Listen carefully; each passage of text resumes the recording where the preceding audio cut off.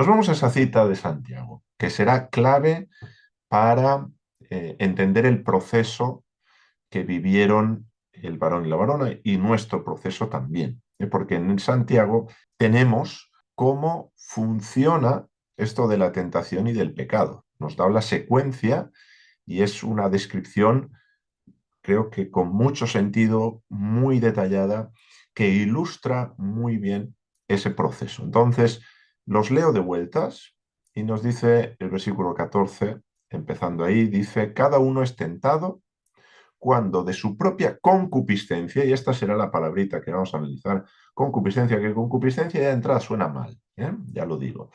Concupiscencia es atraído y seducido.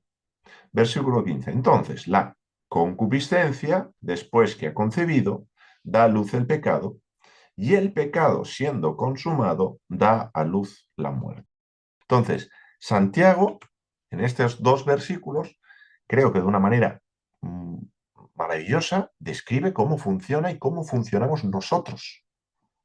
Bien, entonces, vemos que la concupiscencia es el elemento necesario para la tentación. Es decir, como he dicho, si no hay concupiscencia, no habría tentación. Luego, mayoritariamente suele pensarse que la concupiscencia es negativa. ¿Por qué suele pensarse que la concupiscencia es negativa? Porque en algunos textos que tenemos en las Escrituras, efectivamente así es. Por ejemplo, tenemos segunda carta de Pedro, en el capítulo 1, en el versículo 4, leo de Reina Valera del 60, dice, hablando de un tema que viene desarrollando, continúa el versículo 4, por medio de las cuales nos ha dado preciosas y grandísimas promesas, para que por ellas llegaseis a ser participantes de la naturaleza divina, habiendo huido de la corrupción que hay en el mundo a causa de la concupiscencia. Bien, entonces, la concupiscencia que trae corrupción es negativo, sin ninguna duda. En este texto, concupiscencia es negativo. Otro texto, seguimos en la carta de Pedro, segunda, capítulo 2, versículo 10. Volvemos a tener un matiz negativo. Dice, y mayormente aquellos que, siguiendo la carne, andan en concupiscencia y añade inmundicia. Por cierto, qué curioso que en segunda de Pedro, Nuevo Testamento, está hablando de inmundicia, algo que aparece mucho en el libro de Levítico, dice, y desprecian el señorío. Por lo tanto, vemos que hay pues una rebeldía relacionada y vinculada a la concupiscencia, ¿no? Entonces, andar en la carne, y además dice luego atrevidos, contumaces, no temen decir mal de las potestades superiores, etcétera, etcétera. Es decir, tenemos la concupiscencia usada en un texto con un claro contexto negativo. Por lo tanto, aquí nadie se le ocurriría pensar que la concupiscencia es positiva. Nos vamos a Primera de Juan, que también leímos este versículo la semana pasada, porque es justo lo que le ocurre a la varona, luego también al varón, cuando come del fruto que Dios prohíbe, y nos dice, porque todo lo que hay en el mundo, los deseos, y aquí la palabra deseos se podría haber traducido por concupiscencia, ¿vale? Concu concupiscencia. Mira que es difícil esta palabra, concupiscencia. Y aquí y aquí. En los tres casos, la palabra es la misma en griego. Ahora iremos a la palabra en griego. Dicen los deseos de la carne, por tanto, la concupiscencia de la carne, volveríamos a ese concepto de la carne que también hemos visto en segunda de Pedro, los deseos de los ojos, la concupiscencia de los ojos, ¿no? Ese mal deseo a la hora de ver algo, igual que la varona desea algo con codicia, ¿no? La vanagloria de la vida no proviene del Padre. Nos está diciendo claramente que la concupiscencia, en este contexto, no proviene del Padre, sino que proviene del mundo, del sistema que le da la espalda a Dios. Y luego en el verso dice, y el mundo pasa y su concupiscencia. Si va a ser algo no duradero, dice, pero el que hace la voluntad de Dios permanece para siempre. Entonces opone la concupiscencia a la voluntad de Dios. Ahora bien, sin embargo, y a pesar de que tenemos, a pesar no, además de que tenemos estas referencias donde la concupiscencia es negativa, la concupiscencia no siempre es negativa. Y es aquí donde entramos en justamente la mención que hice de que Yeshua, que Jesús, tuvo concupiscencia. Claro, dicho así, cuando habitualmente la palabra concupiscencia la tenemos vinculada a algo negativo, choca.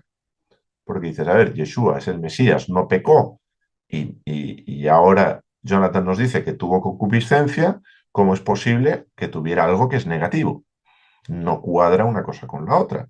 Pues bien, vamos a ver qué significa realmente la palabra concupiscencia, desde un punto de vista gramatical. ¿Mm? Si nos vamos a Santiago, y aquí lo pongo, esto es el texto griego del Textus Receptus de 1550, aquí tenemos la palabra epizumía, que es la palabra que os dije, buscad y que hemos comentado. Esta palabra epizumía, me voy al Santiago, sería entonces la concupiscencia, que aquí está traducida así, es la palabra que aquí equivale a epizumía. Bien, esta palabra epizumía, tal y como está aquí, es un sustantivo femenino singular y significa deseo o pasión si es más intenso, ¿no? Porque al final una pasión no deja de ser un deseo intenso. No sé si recordaréis, pero me acaba de venir a la mente, cuando estuvimos viendo, eh, creo que era, sí, en Génesis 2, y estuvimos hablando de los deseos intensos del alma con respecto al Gan Eden, y que la palabra Eden significaba delicia, deleite, y que una delicia y un deleite era justamente eso. Bien, entonces, tenemos deseo y tenemos pasión, y aquí no tenemos ningún matiz negativo. ¿Yeshua tuvo deseo y tuvo pasión? Claro que sí. Lucas 22:15. Y les dijo, cuánto he deseado comer con vosotros esta Pascua, este Pesaj, antes que padezca. ¿Cuál es la palabrita griega que tenemos aquí? Epizumia. ¿Cuánta concupiscencia de comer con vosotros esta Pascua antes que padezca? Porque la palabra epizumía aquí se traduce por deseo, igual que se traduce por deseo en la carta de Juan. Pero en los otros textos no se traduce deseo, se traduce concupiscencia. Bien, pero es la misma palabra. Entonces, Yeshua experimenta un deseo, una pasión de comer con sus discípulos esa Pascua antes de morir, antes de fallecer. Bien, ahí lo tenemos. Esa es la epitomía del Mesías, de Yeshua, en ese texto. En la primera carta de Tesalonicenses, capítulo 2, versículo 17, no solo Yeshua experimenta epizumía, concupiscencia, también el apóstol Pablo, porque dice en este texto, pero nosotros, hermanos, separados de vosotros por un poco de tiempo, de vista, pero no de corazón, tanto más, con mucho deseo, procuramos, con mucho deseo, ver vuestro rostro. Aquí, esta palabra deseo es, y podríamos traducirlo así, con mucha concupiscencia de ver vuestro rostro. Y aquí no es algo negativo. Lo que tiene ganas Pablo es de ver a sus hermanos en la fe. Y la palabra en griego para deseo, que la tenemos aquí, vuelve a ser epizumia. Entonces, ¿experimentamos epizumia igual que Yeshua, igual que Pablo? Pues deberíamos experimentar ese tipo de concupiscencia, porque esa concupiscencia, como estamos viendo, no es una inclinación al mal, es un deseo, pero un deseo agradable a los ojos de Dios. Es un deseo que forma parte de la voluntad de Dios. Bien, entonces, cuando hablamos de concupiscencia, generalmente la balanza se inclina en lo negativo. Pero ya nos apuntaba Liliana que tenemos que puede ser positivo o puede ser negativo. Solamente que a menudo descuidamos esa parte positiva que tiene el deseo. Y vamos a ver cuán importante es esto. ¿Mm? Porque muchas veces nos podemos sentir muchas veces, no sé si muchas veces, disculpadme, a veces generalizo de más. Lo que quiero decir es que en ocasiones podemos sentirnos mal por determinado deseo, cuando el deseo no ha experimentado ni tentación, no ha sido seducido ni atraído, no es un deseo malo, es algo que Dios está y puso, como vamos a ver, en nosotros, y hay que ver qué cauce le damos. Pero uno se puede sentir mal por concebir de una manera desordenada el deseo y, por tanto, dar a luz el pecado. Por eso, por supuesto, por eso debemos arrepentirnos, claro que sí. Pero ¿qué pasa cuando experimentamos un deseo y tenemos concupiscencia, tenemos epizumía, como la tenía Yeshua, como la tenía Pablo? Ahí no podemos hablar de un pecado, ni de que es algo malo, ni que es algo negativo. Bien, y eso nos ayuda a equilibrar la balanza y a decir, vale, esto lo tengo que valorar de esta manera y esto es otra cosa y lo tengo que valorar de otra forma. Bien, entonces, al traducir epitumía por deseo en Santiago, si tomamos la palabra epitumía, aquí se ha traducido por deseo.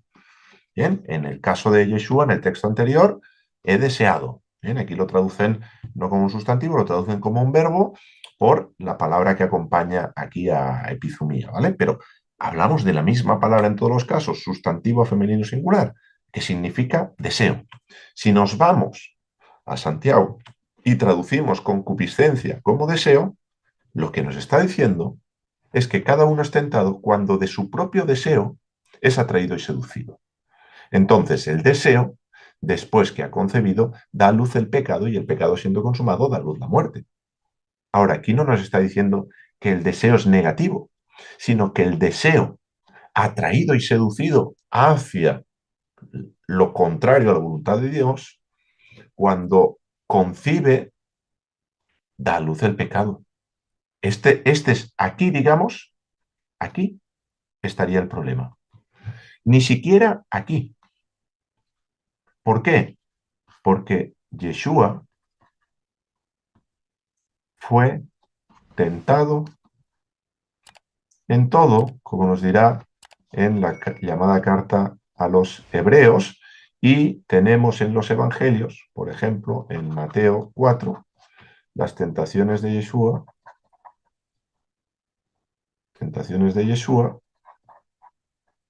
en el desierto. Y nadie se le ocurriría pensar que en este punto, cuando el deseo hubo una atracción y una seducción, que aquí Yeshua pecó. ¿Por qué? Porque Yeshua fue tentado, fue atraído y seducido su deseo, pero no concibió para dar a luz el pecado, sino que lo que se gestó en él fue la voluntad, lo noto aquí en mayúsculas, la voluntad del Padre. Has escuchado una enseñanza del ministerio Bienvenido al Origen, a cargo de Jonathan Mira. Deseamos que sea de bendición para tu vida y la vida de los tuyos. Encontrarás esta y otras enseñanzas en nuestro canal de YouTube, Bienvenido al Origen.